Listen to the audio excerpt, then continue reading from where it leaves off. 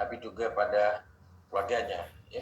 Jadi itu yang satu lagi. Apalagi kalau nanti sesudah stroke ditambah lagi dengan adanya demensia, itu lebih besar lagi dampaknya. Jadi topik kita hari ini adalah stroke dan demensia vaskuler. Ini satu fakta tentang stroke yang harus saya sampaikan, ya, bahwa stroke itu adalah penyebab kematian nomor 3 di dunia. Setelah nomor 1 penyakit jantung dan nomor 2 kanker. Tetapi yang kadang-kadang yang menjadi perhatian kita itu adalah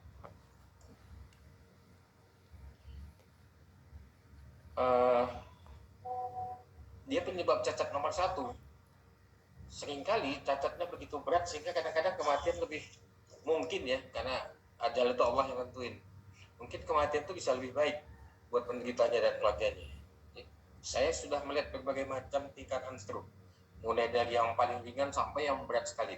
Dan kalau yang cacat berat itu memang luar biasa, jadi beban berat bagi penderita dan bagi keluarganya, dan itu sangat mungkin menimbulkan gangguan psikologis. Ya. Kemudian menariknya di Indonesia ini, stroke ini penyebab kematian nomor 1 di rumah sakit pemerintah. Ini data 2013 Riskesdas. Tapi di 2018 Riskesdas yang lebih baru itu tetap sama. Ya. Jadi tetap penyebab kematian nomor 1. Dan sebenarnya yang mirisnya kita ini, sebagian besar stroke itu bisa kita cegah. Jadi stroke itu adalah penyakit yang preventable. Stroke is preventable disease. Tetapi dan saat ini upaya pencegahannya itu jauh lebih siap, jauh lebih baik hasilnya daripada mengobati. Tapi sayangnya apa? Kita suka lupa, suka abai, kita lebih suka mengobati, walaupun nanti hasilnya tidak sebaik upaya pencegahan. Jadi stroke itu sebagian besar dapat dicegah. Apa sih stroke itu? Saya sampaikan sedikit tentang stroke agar pemahaman kita tentang stroke itu sama. Stroke itu sebenarnya adalah tanda-tanda klinis yang berkembang cepat. Jadi stroke itu adalah sekumpulan gejala. Gejala stroke itu bermacam-macam. Ya, kalau pernah lihat, saya yakin semua pernah lihat lah orang atau ada kenalan tetangga, saudara yang kena stroke. Gejalanya macam-macam. Jadi kumpulan gejala klinis itu yang berkembang dengan cepat akibat gangguan fungsi otak vokal atau global dengan gejala-gejala yang berlangsung lebih atau sama dengan 24 jam atau menyebabkan kematian tanpa adanya penyebab lain yang jelas selain vaskuler. Ini adalah definisi stroke WHO yang sudah digunakan dari puluhan lebih dari 30 tahun, tapi masih kita gunakan sampai sekarang. Jadi stroke itu adalah tanda-tanda klinis. Jadi stroke itu nggak seragam, tidak semua stroke harus lumpuh sebelah. Itu yang ingin saya sampaikan. Ada orang yang lumpuh sebelah, ada yang lemah sebelah, ada yang tidak bisa nelan, ada yang tidak bisa bicara, ada yang tiba-tiba matanya jadi juling, ada yang tiba-tiba buta. Jadi tergantung bagian otak mana yang rusak. Ya, kita sudah lihat bagian otak itu masing-masing punya tugas spesifik. Ya. Dan stroke itu berkembang dengan cepat. Artinya stroke itu memang tiba-tiba terjadinya. Lagi nonton TV tiba-tiba lumpuh sebelah, lagi kerja di kantor tiba-tiba tak sadar. Ya, lagi bangun tidur kok tiba-tiba bicaranya sudah celat, mulutnya mencong. Selalu tiba-tiba. Kalau nggak tiba-tiba, malah kita curiga itu bukan stroke. Ya, stroke itu harus cepat, tiba-tiba. Dan stroke itu adalah gangguan fungsi otak, bukan gangguan yang lain. Walaupun nanti munculnya dalam bentuk lumpuh tangan dan kaki, tangan dan kakinya nggak salah, yang salah otaknya. Ya, tangan dan kakinya tidak salah, yang salah adalah otaknya. Otaknya bisa terganggu fungsinya secara vokal, artinya hanya sebagian. Jadi kalau kena yang mengatur bagian motorik, munculnya lumpuh. Kalau kena bagian yang mengatur fungsi bahasa, muncul tak bisa bicara. Kan anatomi kemarin kalau masih ingat, kalau melihat bagian otak yang untuk melihat, tak bisa melihat dia. Ya. Dan berlangsung lebih 24 jam atau menyebabkan kematian tanpa adanya penyebab lain yang jelas selain vaskuler. Artinya, anak kalimat ini bahwa stroke itu semata-mata adalah akibat kerusakan pembuluh darah, akibat gangguan aliran darah di otak. Ya. Kenapa perlu disebutkan ini? Karena gejala-gejala stroke ini bisa muncul pada orang lain yang bukan stroke. Orang lumpuh sebelah tidak harus stroke. Orang yang lumpuh sebelah itu kita pikirkan nomor 1 kemungkinannya stroke, Kalau dia tiba-tiba, kalau dia pelan-pelan, bisa karena tumor otak. Kalau dia munculnya pelan sedikit, tambah lemah, sebulan baru lumpuh dia. Kita malah curiga itu tumor otak, atau ada bisul di otak, ada infeksi di otak, atau ada trauma, ada bekuan darah akibat benturan di otak. Itu sebabnya ada perkataan tanpa penyebab yang lain selain vaskular. Jadi ini pemahaman dasar tentang stroke. Kalau kita memahami ini, kita akan paham tentang stroke tadi. Kalau kita bicara tentang tipe stroke, stroke itu ada dua macam. Stroke iskemik dan stroke hemorrhagic. Stroke iskemik ini stroke yang terjadi akibat penyumbatan pembuluh darah di otak. Sedangkan stroke hemorrhagic artinya stroke yang terjadi akibat pecahnya pembuluh darah di otak. Bisa dibedakan ya, yang satu tersumbat, yang satu pecah pembuluh darahnya. Ya, jadi berbeda dia memang. Sedangkan transient ischemic attack ini adalah stroke iskemik yang pendahuluan stroke iskemik yang nanti kita lihat. Ini transient ischemic attack.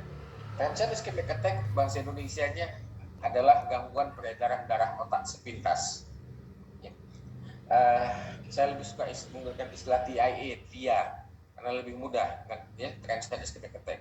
Apa yang terjadi pada transient ischemic attack? Terjadi penyumbatan yang sifatnya sementara. Jadi sudah terjadi penyumbatan di otak, muncul gejala-gejala seperti stroke, tapi hilang dalam 24 jam. Gejalanya hilang semua, sembuh sempurna dalam 24 jam. Kenapa sembuh sempurna? Terbuka lagi yang tersumbat tadi. Ya, jalan yang pembuluh darah yang tersumbat tadi terbuka lagi, lepas penyumbatannya. Sembuh sempurna. Tapi kalau dia bertahan terus, maka disebutlah sebagai stroke iskemik. Stroke iskemik itu terjadi akibat penyumbatan pembuluh darah di otak, dan penyumbatan ini berlangsung lebih dari 24 jam. Sehingga muncullah gejala-gejala yang kita bisa jumpai seperti yang saya sebutkan tadi. Lumpuh badan sebelah, matanya tiba-tiba juling, nggak bisa bicara celat, nggak bisa nelan, buta, tiba-tiba nggak bisa ngelihat, kebas-kebas sebelah, ya. Itu adalah stroke iskemik yang terjadi kalau penyumbatannya berlangsung lebih dari 24 jam. Sedangkan stroke hemorrhagic itu kalau terjadi pecah pembuluh darah di otak. Apa yang bikin pecah? Yang paling sering adalah tekanan darah tinggi. Tekanan darahnya tinggi, lama-lama nggak tahan pembuluh darah otak tadi menahan tekanan darah yang tinggi tadi, pecah dia. Terjadilah stroke hemorrhagic. Jadi mana tahu kalau nanti iseng-iseng atau pernah lihat, kalau stroke ini hasil CT scan kepala orang, ini otak. Kalau nampak hitam kayak gini, itu sumbat. Ya, kalau nampak putih kayak gini, ini darah. Ini darah, ya, pecah pembuluh darah di otak. Ini subtipe dari stroke. Stroke itu yang terbanyak adalah yang iskemik tadi memang, yang penyumbatan 71%, yang hemorrhagic hanya 26%. Ya, 26%. Untungnya ini, kenapa? Secara umum stroke hemorrhagic ini lebih berat dari stroke iskemik. Ya. Ini hanya untuk menunjukkan kepada teman-teman sekalian bahwa stroke itu banyak tipe-tipenya. Ya, bukan cuma stroke sumbat pembuluh darah di otak sama pecah, banyak. Tapi untuk garis besarnya, untuk pengetahuan teman-teman dari magister psikologi, ya kita cukup aja ada yang iskemik dan hemorrhagic, dan kita harus tahu, kita tahu bahwa sebagian besar stroke itu adalah penyumbatan. Bagaimana mengenali stroke? Kenapa kita perlu mengenali stroke? Bahkan orang awam pun perlu mengenali stroke. Karena stroke itu hasil pengobatannya sangat tergantung pada ketepatan dan kecepatan tindakan di awal. Ya, jadi semakin cepat diobati, semakin tepat pengobatannya, hasilnya akan semakin baik. Semakin lama diobati, hasilnya akan semakin kurang baik. Ini adalah singkatan yang sering digunakan untuk awam di negara yang berbahasa Inggris, FAST. Yang pertama, F-nya itu adalah face. Wajahnya apakah asimetris? Jadi kalau ada orang yang wajahnya asimetris seperti pada gambar ini, tidak simetris, ini lihat sudut mulut kiri dan mata kirinya jatuh ke bawah, ya, lebih rendah dari yang kanan. Mulutnya mencong. Hati-hati, kalau terjadi tiba-tiba itu bisa merupakan gejala dari stroke. Yang kedua, lengan. Apakah ada kelemahan pada arms, ya? Apakah ada kelemahan pada lengan atau tungkai, pada tangan atau kakinya pada satu sisi? sebelah tubuhnya lemah atau lumpuh. Yang ketiga, S-nya itu speech, bicara. Apakah ada kesulitan bicara, nggak bisa bicara, atau celak atau cadel. Kalau ada 3 tanda ini, hati-hati, itu hampir kemungkinan besar adalah stroke. Berikutnya apa adalah time, waktu. Waktu sangat berharga. Kalau ditemukan gejala face yang tidak, wajah yang tidak simetris, lemah satu sisi tubuh, bicara tidak bisa bicara tiba-tiba, atau bisa bicara tapi celak atau cadel, maka segera bawa ke rumah sakit untuk diobati. Ya, gejala stroke yang lain adalah ini. Kalau kita lihat di sini, ini sudden. Semuanya ada sudden. Artinya gejalanya harus tiba-tiba munculnya. Sesuai dengan definisi stroke tadi, timbul dengan cepat. Kenapa harus dengan cepat? Karena kalau bukan karena cepat, seperti saya katakan tadi, kita malah curiga itu bukan stroke. Karena gejala yang bisa kita jumpai pada pasien stroke, itu bisa kita jumpai pada pasien-pasien akibat penyakit lain. Ya. Apa gejala yang lain yang bisa temukan? Saya ingin memberikan gambaran saja agar teman-teman punya dasar pengetahuan tentang stroke. Kebas.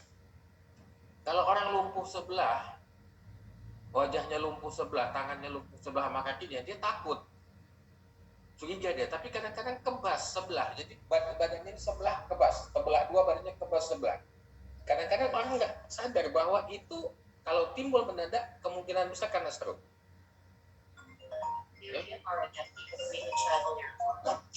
Sebentar ya.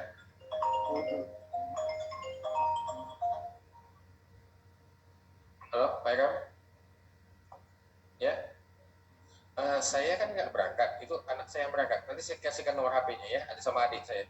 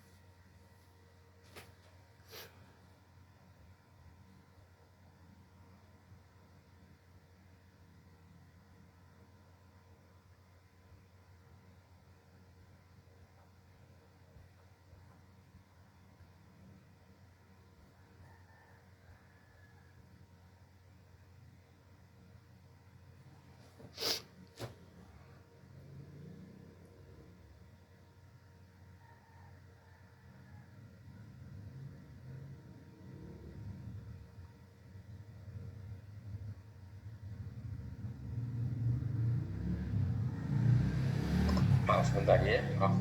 Jadi ini kalau ingin saya sampaikan terutama kebas ini, karena kebas ini sering kali terlupakan. Kemudian tiba-tiba bingung, nggak tahu mau mengucapkan apa, tiba-tiba susah bicara, jadi celat, atau tiba-tiba nggak paham apa yang diucapkan orang. Kita tanya sama wak kita, wak udah makan? Bingung dia, kayak orang bingung. Hati-hati kalau munculnya mendadak, itu bisa merupakan gejala stroke. Gejala yang lain adalah gangguan penglihatan yang timbul mendadak, gangguan berjalan, oyong yang timbul mendadak, gangguan keseimbangan. Kalau jalan di orang mabuk, terhuyung-huyung. Ya. Kemudian nyeri kepala berat tanpa sebab yang jelas. Kalau kita sakit kepala kan biasanya sikit, tambah berat. Kalau ini tidak, nyeri kepalanya tiba-tiba langsung sangat hebat. Nggak pakai pendahuluan dia, tiba-tiba. Jadi kalau gejala-gejala ini semuanya timbul mendadak, hati-hati, itu bisa merupakan gejala stroke. Ya. Tadi saya sudah sampaikan bahwa stroke ini adalah penyakit yang bisa dicegah, sebagian besar bisa dicegah. Kenapa kita bisa mencegahnya? Karena kita sudah tahu faktor risikonya. Apa sih yang dimaksud dengan faktor risiko stroke? Faktor risiko stroke adalah faktor yang kalau seseorang punya faktor ini, maka risikonya terkena stroke itu akan menjadi lebih tinggi dari orang yang tidak punya ini. Ya, faktor risiko stroke banyak. Tapi yang paling penting ada yang 5 ini. Yang pertama, tekanan darah tinggi. Orang yang tensinya tinggi, itu risikonya kena stroke 3-4 kali lebih besar daripada orang yang tensinya normal. Ya, orang-orang yang tekanan darahnya tinggi, dia punya risiko kena stroke 3-4 kali lebih besar. Itu sebabnya kalau punya tekanan darah tinggi harus diobati. Kalau nggak diobati, risiko dia kena stroke besar sekali. Demikian juga orang dengan diabetes mellitus, penyakit kencing manis. Orang kencing manis punya risiko stroke yang lebih besar dari orang yang tidak punya penyakit kencing manis. Sakit jantung sama juga, kolesterol yang tinggi, dan ini satu, merokok. Perokok punya risiko stroke yang lebih besar daripada orang yang tidak perokok. Jadi kalau merokok berhenti, nggak ada pilihan lain, bukan dikurangi, harus berhenti. Ya, jadi ini adalah 5 faktor risiko utama. Ada yang lain, ada inaktivitas, kurang olahraga, ya, apalagi asam urat yang tinggi, apalagi banyak riwayat stroke dalam keluarga, riwayat stroke sebelumnya, ya, banyak lagi faktor risiko stroke yang bisa kita sebutkan, yang bisa menyebabkan. Tapi inilah yang utama, ini yang ingin saya sampaikan. Pengobatan stroke harus kita sadari bahwa stroke itu adalah brain attack. Orang takut dengan heart attack, serangan jantung takut, cepat ke rumah sakit. Tapi kalau stroke orang belum takut. Ya, stroke itu adalah serangan otak. Dan yang penting kita ingat adalah time is brain. Waktu sekolah dulu SD SMP kita diajari time is money. Ya, tapi kalau untuk urusan stroke, time is brain. Artinya makin cepat kita melakukan tindakan yang benar pada seorang pasien stroke, makin banyak jaringan otak yang bisa kita selamatkan dari kerusakan, makin bagus hasil pengobatannya. Kenapa saya tekankan ini? Tadi ingat, stroke penyebab kecacatan nomor 1 di dunia. Data statistik menunjukkan hanya 15% penderita stroke yang pulih seperti semula. Artinya kalau ada 100 orang kena stroke, hanya 15% yang normal balik. Nanti sekitar 40% akan sembuh dengan cacat ringan. Cacat ringan misalnya jalannya nggak bagus kayak dulu, masih nampak. Tulisannya nggak bagus seperti yang lalu. Bicaranya masih agak jelat, masih terganggu nelatnya, penglihatannya belum sempurna betul. Jadi 40%. Dan sekitar 20%, 20-30% itu dengan cacat sedang sampai berat. Cacat berat itu sampai tergeletak di tempat tidur, nggak bisa ngapa-ngapain. Ya, jadi itu, dan angka kematian stroke itu sekitar 15% untuk stroke iskemik. Kalau stroke hemoragik yang pendarahan itu bisa 40% angka kematiannya. Jadi dari 10 yang kena stroke, 4 meninggal. Ya. Jadi itu sebabnya time is brain ini sangat penting. Pengobatan stroke ada 2, obat-obatan dan operasi. Saya ingin katakan bahwa hampir semua hanya sebagian kecil yang butuh operasi. Jadi stroke itu diobati dengan obat-obatan. Ya, diobati dengan obat-obatan. Fakta lain tentang stroke yang perlu saya sampaikan. Pengobatan stroke belum memuaskan. Tindakan pencegahan lebih baik, sayangnya tindakan pencegahan ini sering diabaikan. Ya, sering diabaikan. Mencegah stroke bagaimana? Merubah gaya hidup. Kontrol faktor risiko stroke yang tadi. Kalau punya tekanan darah tinggi, obati tekanan darah tingginya. Kalau punya sakit gula, obati sakit gulanya. Ya. Kalau punya sakit jantung, obati sakit jantungnya. Kalau merokok, berhenti merokok. Kemudian obat-obatan tergantung apa yang bisa disetkan oleh dokter. Fakta lain yang sering diabaikan, mitos tentang stroke. Sekarang sudah agak reda, tapi 3-4 tahun yang lalu, mitos ini sangat berbahaya, beredar di grup media sosial. Kalau orang kena stroke nggak boleh diangkat. Tusuk ujung jarinya, keluarkan beberapa tetes darahnya. Harus dibaringkan telentang di lantai. Itu mitos yang salah. Kalau orang kena stroke, bawa ke rumah sakit secepatnya. Nggak ada ditusuk-tusuk ujung jarinya, malah infeksi nanti jarinya. Itu adalah satu hoax yang besar. Ya, jadi saya ulangi sekali lagi, yang katanya kalau kena stroke nggak boleh diangkat, harus didudukkan berbaring rata di lantai, kemudian ujung jarinya ditusuk dengan jarum, keluarkan beberapa tetes darahnya, itu adalah hoax tingkat dewa. Orang kena stroke bawa ke rumah sakit secepatnya. Ya. Kemudian yang juga orang lupa adalah stroke cenderung berulang. Jadi mengobati pasien stroke itu nggak cukup cuma sembuh selesai. Kita harus lakukan upaya pencegahan sekunder. Jadi pencegahan stroke itu kita bagi atas 2, pencegahan primer dan sekunder. Pencegahan primer kita lakukan pada orang yang punya faktor risiko stroke tapi belum pernah kena stroke. Misalnya dia punya tekanan darah tinggi, punya sakit gula, kita cegah supaya dia jangan stroke. Itu namanya pencegahan primer. Tetapi yang tidak kalah pentingnya adalah pencegahan sekunder. Orang yang sudah pernah kena stroke diobati, sembuh atau sembuh sempurna atau sembuh dengan cacat, dia punya risiko untuk kena lagi. Dan penelitian menunjukkan orang yang sudah pernah kena stroke, dia punya risiko 9 kali lebih besar untuk mengalami serangan stroke berikutnya dibandingkan orang normal, ya, bagian orang yang belum pernah kena stroke. Jadi bayangkan betapa besar risikonya. Ini yang kadang-kadang terabaikan, bahkan oleh teman-teman sejawat dokter saya. Ya, sudah diobati, ya udah sembuh. Pasien juga seperti itu. Hari Senin kemarin baru saya ketemu 2 orang pasien saya yang seperti ini. 2 tahun yang lalu, 2020, stroke, diobati, alhamdulillah 4 bulan sembuh, jalan. November 2020, kemarin datang dengan tekanan darah 240 dan sudah lumpuh lagi. Apa yang terjadi? Dia menghentikan minum obat tekanan darah tingginya. Dia menghentikan minum obat pengencer darahnya. Dan yang lebih gawatnya lagi, dia merokok kembali. Padahal waktu 2020 sudah saya ingatkan, jangan merokok lagi seumur hidup. Ini yang terjadi, balik lagi. Jarak 3 pasien datang lagi yang seperti itu, sama. Dia nggak makan obat gulanya. Saya minum obat gula saya kalau lagi makan manis-manis saja, dok. Begitu diukur gula darahnya di tempat saya praktek, gula darahnya high. Alat ukur gula darah yang ada di praktek itu kan yang sederhana itu kemampuannya hanya mengukur sampai 600 mg per sen. Artinya gula darahnya atas 600 mg per sen dan obatnya dia yang atur sendiri. Dan itu banyak pasien yang seperti itu. Pasien darah tinggi kalau nggak tegang tengkuknya, nggak diukur, nggak diminumnya obat tensinya. Padahal udah sampai berbuih mulut kita bicara, menasihati dia, mengedukasi dia agar tetap minum obat. Ini yang ingin saya sampaikan kepada teman-teman. Pemahaman yang tentang stroke kan yang paling nggak di lingkungan ya. Selanjutnya kita bicara ke topik selanjutnya, gangguan kognitif. Orang stroke itu tidak hanya lumpuh, tapi dia juga bisa menderita gangguan kognitif. Itu yang kita kalau kita lihat penyebab gangguan kognitif yang ini, ya kan? Ini adalah semua begitu banyak kondisi yang bisa bikin orang terganggu, ingat memorinya, terganggu fungsi kognitifnya. Fungsi kognitif masih ingat kan ada 5 domainnya, atensi,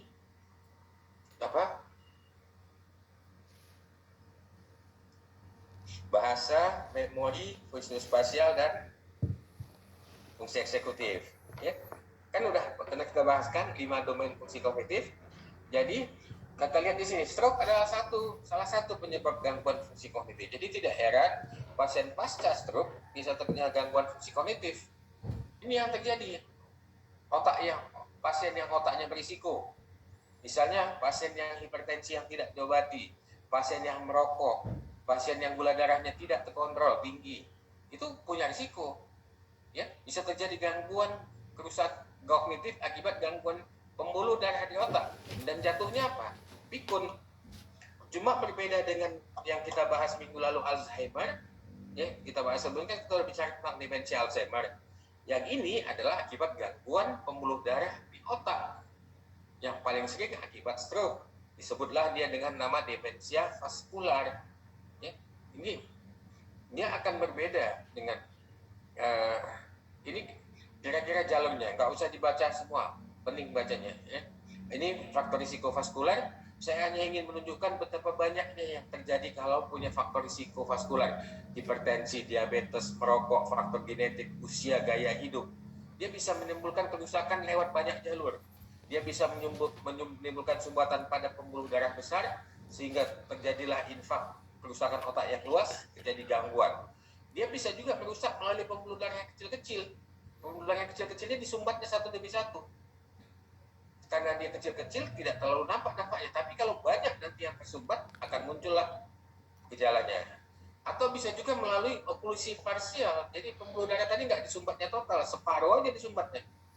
Tapi karena tersumbat separuh, aliran darah ke otaknya akan terganggu, suplai oksigen dan glukosa ke otak juga akan terganggu. Otaknya lama-lama menimbul kerusakan juga. Atau juga apabila ada episode hipotensi, jadi orang yang tekanan darahnya terlalu rendah, itu juga punya risiko untuk mengalami gangguan di otak. Jadi ini saya hanya ingin menunjukkan bahwa orang-orang dengan faktor risiko stroke tadi ditambah faktor genetik, usia, dan gaya hidup, dia bisa menimbulkan kerusakan di otaknya melalui banyak jalur. Ya. Apa yang terjadi? Yang terjadi adalah gangguan fungsi kognitif, penurunan kemampuan fungsional, dan perubahan perilaku. Dan tiga-tiganya inilah yang harus kita obati kalau kita temuin pada pasien dengan demensia vaskular. Pengobatan apa yang kita lakukan? Kalau pengobatan untuk gangguan fungsi kognitif ada dua, farmakologi dan non farmakologi. Ini salah ya. Ini harusnya tempatnya di sini.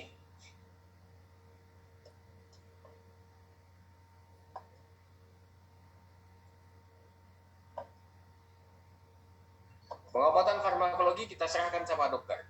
Tetapi pengobatan non farmakologi besar peran kita. Kalau belum bisa untuk orang lain, paling tidak untuk diri kita sendiri. Ya. Kita bisa melakukan modifikasi gaya hidup. Kalau tadi tak pernah olahraga, rajinlah berolahraga. Kalau biasa makan ikan asin tiap hari, jangan lagi makan ikan asin. Kalau punya tekanan darah tinggi, kalau punya sakit gula ya kontrol, jangan makan yang manis-manis, jangan makan gula lagi, jangan minum teh manis. Ya. Kemudian lakukan rehabilitasi kognitif, stimulasi kognitif, bahkan ada juga yang mengatakan akupuntur ini juga ada manfaatnya. Bagaimana mengobati gangguan fungsi? Gangguan fungsi pada stroke bisa gangguan tubuh, terbatasnya aktivitas, terbatasnya partisipasi untuk melakukan kegiatan sosial. Jadi orang stroke itu kan gangguannya bisa fungsi tubuhnya saja yang terganggu, akibatnya bisa terjadi terbatasnya aktivitas dan keterbatasan untuk melakukan aktivitas sosial. Dan ini bisa dipengaruhi juga oleh faktor lingkungan dan faktor personal sebelum dia sakit. Bagaimana adaptasi seseorang menerima bahwa setelah dia stroke, dia mengalami keterbatasan hendaya secara fisik, ya hendaya atau keterbatasan secara fisik, secara fungsional, secara sosial juga akan mengalami keterbatasan. Yang bisa adalah gangguan pasca stroke. Apa yang bisa terjadi? Gangguan mood, bisa yang depresi. Depresi pasca stroke itu cukup tinggi kalau kita lihat di sini, bisa sampai 21%. Artinya 1 dari 5 pasien stroke itu bisa mengalami depresi. Gangguan yang lain apa? Cemas. Cemas ini malah bisa sampai 50%. 1 dari 2 orang kena stroke itu mengalami gangguan cemas. Ya gimana nggak cemas? Apalagi kalau terjadi pada usia produktif. Stroke sekarang ini usianya lebih muda. Waktu saya sekolah dulu, waktu saya sekolah jadi dokter umum koas, stroke ini tahun 88 sampai 90, stroke ini yang sakitnya umur 60-70 tahun. Kalau sekarang banyak yang umur 40-50 tahun yang kena. Bayangkan gimana dia nggak cemas kalau di seorang kepala keluarga, anak masih kecil-kecil dia kena stroke. Masih cemas. Kemudian bisa menimbulkan gejala psikotik, bisa mengalami halusinasi, ini waham dan halusinasi. Bisa juga jadi agitasi, jadi agresif orangnya. Ya, pasiennya jadi agresif. Kemudian terjadi ketidakstabilan secara emosional. Ini banyak saya temukan. Ketawanya nggak nyambung. Bu, ayo Bu silakan tempat tidur saya periksa dulu ya. Tiba-tiba ketawa. Atau yang nangis. Ditanya, selamat sore Bu, assalamualaikum, silakan Bu duduk. Apa kabar? Apa keluhannya? Tiba-tiba nangis.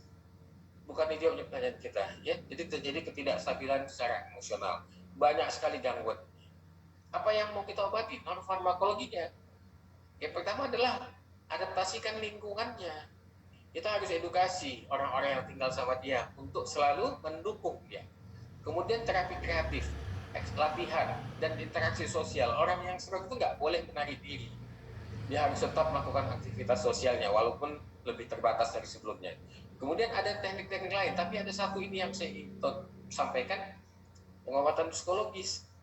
Jadi nanti teman-teman setelah jadi psikolog bisa membantu menangani pasien-pasien pasca stroke yang mengalami gangguan perilaku.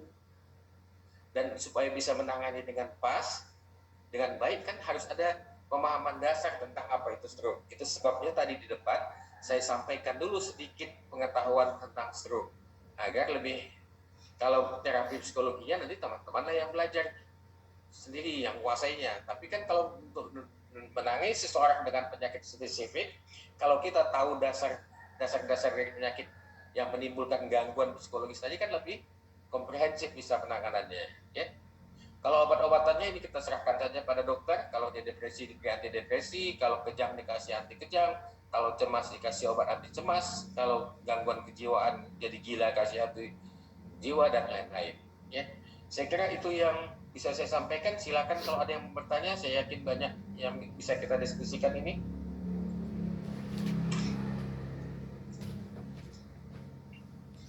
Saya matikan dulu, ya kita bisa lebih mudah. Silakan kalau ada yang mau bertanya.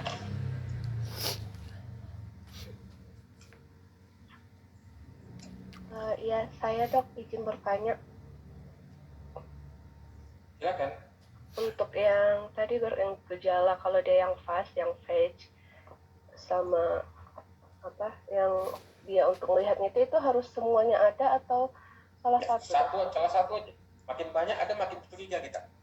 Makin ada tiga-tiganya, kita harus makin curiga. Ya, salah satu aja kita harus curiga. Tapi intinya apa? Mendadak.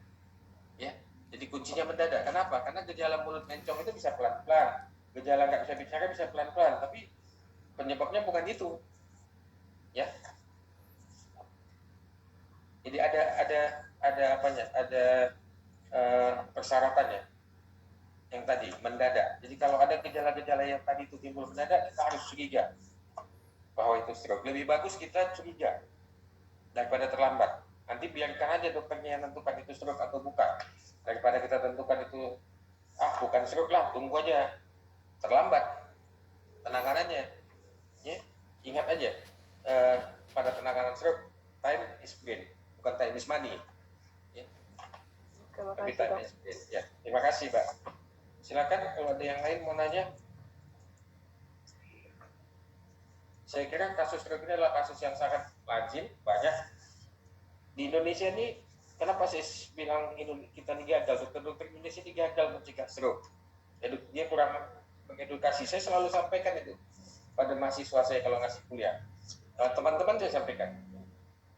Data riskes yang saya tunjukkan tadi, riset kesehatan dasar tadi, itu prevalensi stroke di Indonesia tahun 2013 itu 7, sekian. 2018 dilakukan riset kesehatan yang baru, naik menjadi 10,9 dari 1.000 orang. Artinya kalau tahun 2013 dari 1.000 orang 7 kena stroke, di 2018 sudah hampir 11 orang yang kena stroke. Artinya kan kita gagal mencegahnya. Padahal sebenarnya sebagian besar, saya tidak bilang semua stroke bisa dicegah, tapi sebagian besar stroke bisa dicegah. Dengan apa? Dengan mengontrol faktor risiko yang tadi, yang kita sebutkan tadi. Tapi ternyata apa? Kita gagal mengontrolnya. Apa buktinya kita gagal? Makin banyak orang kena stroke. Kalau berhasil mengontrolnya kan nggak makin banyak orang kena stroke. Kan logikanya itu aja. Saya suka mengatakan, saya khawatir kali ini 2023 nanti Kementerian Kesehatan buat riset lagi. Angka berapa lagi naiknya itu? Kalau sempat naik lagi 5 lagi kan makin serem gitu. Artinya kita makin gagal. Stroke ini penyakit yang bisa dicegah. Kenapa saya bilang bisa dicegah? Di negara-negara maju, prevalensi stroke ini menurun terus sepanjang tahun. Kalau kita bandingkan 30 tahun yang lalu, 30-40 tahun yang dengan sekarang, angka prevalensi atau insidence jumlah penderita stroke yang baru itu menurun terus. Di kita naik terus. Yang satu yang paling susah lagi apa yang melarangnya adalah kebiasaan jelek orang Indonesia yang merokok. Ya kan? Kalau ada yang punya pacar, ada punya suami, cobalah larang merokok. Kalau nggak begaduh pun jadi. Senyum langsung Habibie. Mas Habibie merokok? Tidak, Prof. Alhamdulillah. Bukan ahli hisab rupanya. Kita nggak usah ahli hisab, ahli ru'yah aja kita. Kalau untuk urusan yang satu itu. Ya, jadi merokok itu satu dari 5 faktor risiko utama stroke. Dan saya sering sekali ketemu di praktek, ya itu tadi udah kena stroke, diobati tahun depan datang pakai kursi roda lagi. Kenapa? Malah lagi dia udah merasa enak, tensinya udah enak, udah jalan balik, sehat, dilaksanakannya lagi, balik lagi dia jadi ahli hisab. Obat tensinya tak diminumnya, diaturnya sendiri konsistensinya. Itu ibu-ibu yang kemarin saya bilang kena stroke lagi, padahal udah 2 tahun lalu udah sehat. Obat gulanya diminum, dok. Kalau saya makan banyak aja saya minum ya. Gula saya bagus kok dok, begitu saya ukur high. Ya, gula ibu di atas 600, siapa yang bilang gula ibu bagus? Yang satu lagi gitu juga, datang di papa, udah pakai tongkat papa-papa. Tensinya 230, obat tensi papa mau minum? Enggak, dok. Kalau tegang aja tengkuk saya. Dok. Dan si bapak 230, nggak tegang tengguk bapak, nggak apa-apa minum obat. Inilah jadinya stroke.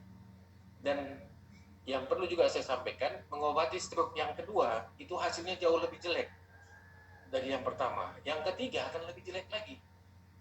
Jadi jangan sampai berulang stroke tadi. Kalau bisa yang pertama pun jangan datang. Ya, karena seperti saya katakan tadi, sampai saat ini baru 15% yang bisa sembuh sempurna. Nih, yang 85% tadi kalau nggak meninggal, cacat ringan, cacat berat. Kan nggak mau kita dicelat sepanjang umur, ya kan? Jadi itu yang menurut saya sama-sama harus jadi tugas bersama. Saya selalu cerewet kalau sama-sama dokter. Gagal ya, dokter Indonesia gagal mencegah orang Indonesia kena stroke. Makin banyak saya bilang. Kita kurang waktu untuk edukasi pasien. Ya, kadang-kadang ya susah juga saya ngomongnya. Teman-teman yang di poliklinik rumah sakit melayani pasien BPJS satu hari melayani 70-80 orang. Kapan lagi dia punya waktu untuk edukasi? Kalau satu pasien 5 menit saja dia periksa, kalau 80 pasien artinya dia kerja 7 jam tanpa henti. Ya kan? Kan kalau 5 menit. Kadang-kadang kan nggak bisa 5 menit periksa pasien, apalagi pasien stroke. Nunggu dia jalan naik ke polisi, nunggu dia jalan masuk ke ruang periksa kita aja, udah jalannya sengklek-sengklek, lambat, pelan-pelan, dipapah, habis itu naik ke tempat tidur, nunggu jalannya itu udah habis berapa menit. Itu yang susahnya. Jadi mungkin edukasi ini nggak bisa harus dikerjakan bersama-sama. Sebetulnya banyak kan teman-teman dari Fakultas Kesehatan Masyarakat, semua orang harus peduli dengan stroke ini. Ada lagi silakan kalau ada yang mau tanya. Izin dok, saya mau bertanya. Silakan Mbak Enda. Jadi memang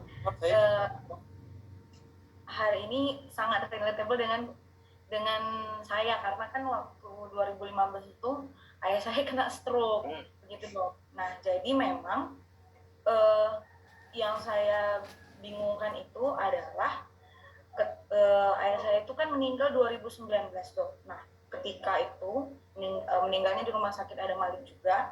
Nah disampaikan bahwa ternyata dia itu terkena kanker tulang belakang katanya, sudah mengalami metastase. Nah yang ingin saya tanyakan dok, apakah memang waktu diagnosa awalnya itu disampaikan spesialis neurologinya dia itu terkena stroke ringan begitu, cuman kan seiring dengan berjalannya waktu kenapa semakin lama kondisinya semakin menurun gitu. Kami dari pihak keluarga pun memikirkan hal tersebut gitu. Nah yang ingin saya tanyakan itu apakah memang stroke itu bisa menyebabkan penyakit itu tadi, metastase tulang belakang dan lain-lain, atau sebenarnya memang penyakitnya di awal itu metastase tulang belakang tapi maksudnya kayak tidak kelihatan dok, makanya jadinya diagnosanya stroke gitu. Karena ada beberapa keluarga kami juga yang lain yang terkena stroke ketika di terapi pakai UV kan di terapi begitu situasinya membaik gitu kan dok. Jadi ketika ayah saya ini kenapa semakin lama semakin menurun gitu dok. Nah terakhir itu memang didiagnosa terkena metastase tulang belakang gitu. Apakah memang sebenarnya itu penyakitnya terburamkan jadi disampaikan itu stroke, atau memang stroke itu bisa menyebabkan hal seperti itu gitu dok. Ya, gejala awal pertama kena 2015 itu apa? Jadi waktu itu 2015 gejalanya sama seperti stroke dok. Jadi malam kami makan di rumah makan, terus setelahnya itu besok pagi tiba-tiba ayah saya itu udah nggak bisa jalan. Lumpuh sebelah. Jadi ada faktor risikonya tadi. Jadi waktu itu kan karena dia udah nyesot gitu dok bahasanya, tapi nggak ada. Faktor risiko tadi ada tekanan darah tinggi, sakit gula, merokok. Kalau merokok enggak, tekanan darah tinggi enggak, tapi di kolesterolnya dok, karena memang kami kan orang Batak banyak mengkonsumsi babi gitu kan dok waktu itu gitu. Apa? Jadi gula enggak juga? Enggak dok. Ya mungkin memang stroke yang pertama itu, apalagi gejalanya cocok dan tiba-tiba. Tetapi mungkin pada saat itu sudah ada penyakit kankernya, tapi nggak ketahuan karena pada saat 2015 belum muncul gejalanya, nggak dikeluhkan sama bapak. Dan di rumah sakit kan kalau tidak ada keluhan nggak mungkin juga dokternya meriksa seluruh tubuhnya, kan dia harus spesifik mengarahkan. Apalagi dengan sistem BPJS sekarang ini, yang semuanya terdata. Kalau pasien stroke cuma boleh periksa ini, ada daftarnya. Karena kalau diperiksa dokternya di luar itu, nanti rumah sakit nggak bisa klaim ke negara. Negara nggak bayar, rumah sakit yang rugi. Sistem BPJS kan seperti itu sekarang ini. Waktu itu nggak ada dikeluhkan. Katanya metastase ke tulang belakang, sumbernya di mana? Di rumah sakit Induknya di mana? pertama. Enggak, Oh, induknya. di punggung dok. Nah, kalau metastase itu kan pasti ada induknya. Induk kankernya di mana? Kalau disampaikan sih katanya dari batang leher sampai punggung gitu dok. Ada 12 atau 11 titik waktu itu. Ya, metastasenya ke situ kan. Tapi kan harusnya ada induknya di mana yang menjalar. Kalau metastase itu kan anak sebar namanya. Bahasa Indonesia itu metastase anak sebar. Mungkin waktu 2015 belum ada keluhan tentang itu, jadi tidak terdeteksi. Jadi ini dua penyakit yang berbeda sebenarnya. Ya. Kalau dia mau buat lumpuh, kalau tumor, dia letaknya di otak. Kalau buat lumpuh sebelah ya. Tapi kalau buat lumpuh dua-dua kaki misalnya di tulang belakang bisa. Di pinggang atau di dada. Kalau mau buat lumpuh 4-4 ini bisa, tapi di leher tumornya. Kalau sebelah yang lumpuh yang kayak stroke itu tumornya di otak. Kan waktu itu pasti udah di scan kan 2015. Karena kalau di Amerika kan pasti di scan. Nah, kan nggak ada nampak ada tumor di otaknya. Artinya memang bukan ada tumor di otak waktu itu. Ya. Yang beda? Ya dok. Makasih. Dok. Ya. Yuk silakan kalau ada yang lain. Prof, saya ingin bertanya, Prof. Silakan Mas Habibie. Prof, saya ada 2 pertanyaan ini, Prof. Yang pertama, kita tahu kalau misalnya stroke itu tidak turunan ya, Prof. Tapi faktor resikonya itu kenapa bisa dibilang tidak turunan? Tapi faktor resikonya mostly itu kebanyakan dari penyakit yang diturunkan, Prof. Kayak diabetes mellitus gitu, Prof. Dia bukan penyakit keturunan, tapi penyakit genetik, Mas. Beda. Jadi gini, jadi kalau orang tua kita penderita stroke, kita punya risiko stroke lebih besar daripada orang teman kita yang orang tuanya tidak punya riwayat stroke. Ya, jadi orang yang kalau ada orang tua yang kena stroke, anaknya ini punya risiko stroke yang lebih besar daripada orang lain yang nggak pernah kena stroke. Ya, jadi ada pengaruhnya. Dan hipertensi juga darah tinggi nggak semuanya diturunkan, Mas. Banyak hipertensi itu pada orang yang generasi pertama dia. Nggak kalau orang tuanya darah tinggi, anaknya harus darah tinggi. Tapi memang punya risiko yang lebih besar. Jadi kalau orang tua punya sakit gula, anaknya jaga gitu. Terutama untuk yang perempuan. Untuk sakit gula ini ada 3F namanya. Fat Female 40. Jadi kalau perempuan orang tuanya punya sakit gula, kalau udah umur 40 jangan gemuk. F pertama female, perempuan. Nomor 2 40, apalagi udah umur 40 tahun, nggak boleh gemuk. Jadi ada 3F tuh, fat female 40. Kalau orang tua kita punya risiko sakit gula, jagalah itu.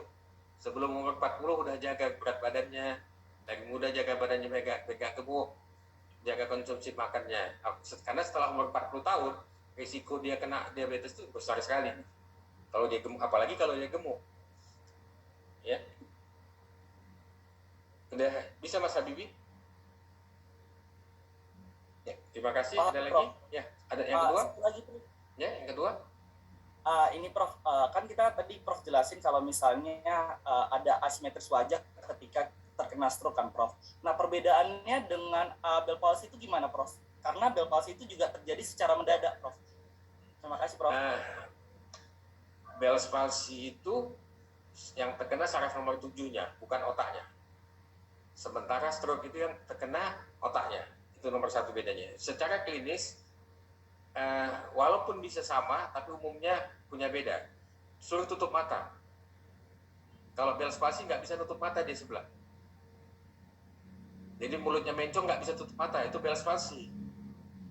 Lebih bagus prognosanya, lebih ringan penyakitnya. Tapi kalau dia mulutnya mencong, matanya bisa tertutup dua-dua, itu harus curiga, itu stroke. Jadi kan mulutnya udah mencong sebelah. Orang stroke dia mencong mulutnya. Sekarang lihat matanya. Kalau Bell palsy matanya nggak bisa ditutup sebelah. Bisa dari nggak bisa tertutup lebar sampai ngintip ya gitu. Pokoknya kalau kita suruh tutup mata beda kanan dan kiri. Mata yang sakit tuh nggak bisa tertutup rapat kelopak matanya. Kalau itu nggak bisa tertutup rapat, malah itu bel spasi kemungkinan besarnya. Tapi kalau dia bisa tutup rapat dua-dua, jangan senang dulu, malah lebih harus khawatir. Kalau kita kan senang kan, oh matanya nggak apa-apa kok, cuma mulutnya aja mencong sedikit. Makin senang orang, padahal makin khawatir kita. Saya kalau ketemu pasien gitu makin takut sih. Kalau ketemu pasien yang dua-dua kelopak matanya nggak, mulutnya mencong, kelopak matanya bisa ditutup dua-dua, saya scan.